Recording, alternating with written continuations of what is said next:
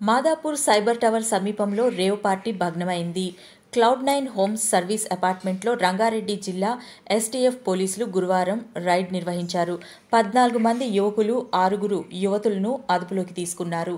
విదేశీ మద్యం, cocaine, MDMA drug, 0.68 గ్రాముల ఓజీక్యూస్ డ్రగ్స్ను స్వాధీనం చేసుకున్నారు. బేగంపేట్కు చెందిన నాగరాజు ఈ రేవ్ పార్టీని ఏర్పాటు చేసినట్లు పోలీసులు గుర్తించి విచారణ చేపట్టారు.